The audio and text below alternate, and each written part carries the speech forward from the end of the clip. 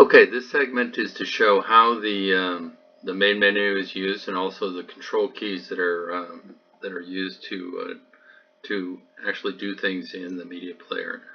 Um, in the media player, there are 6 keys that we use on the computer, and they are the Z key, which plays and pauses the video, the Enter key, which hides or shows the main menu up there in the upper left-hand corner, and the arrow keys that actually maneuver through the menus and also execute the commands that are shown in the menus. So let's just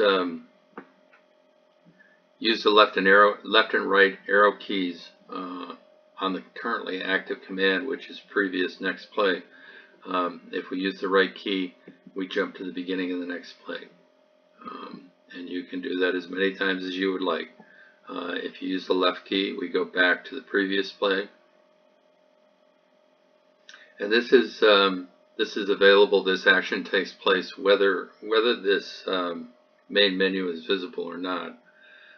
So if you want to have a clean screen, you can hit Enter and make that main menu go away, but the command keys will still work. So if we go up 1, we can adjust the playback speed. So let's start the video so you can see what happens here. This is at standard speed. If we hit the right arrow, it goes to double speed. Hit the left arrow, it goes back to standard speed. We hit the left arrow again, it goes to half speed. So let's go to the next play and see that at half speed.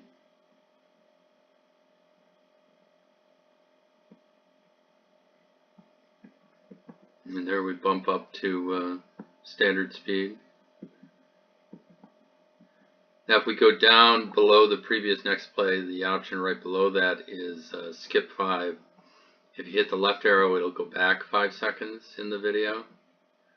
So we're just stepping back 5 seconds at a time to the beginning of that play. And then you can jump forward 5 seconds by hitting the right arrow. Practically speaking, I only ever use the left arrow, because usually what I'm doing is I want to go back and catch something that I missed that maybe happened a little too quickly for me. So let's pause here for a second.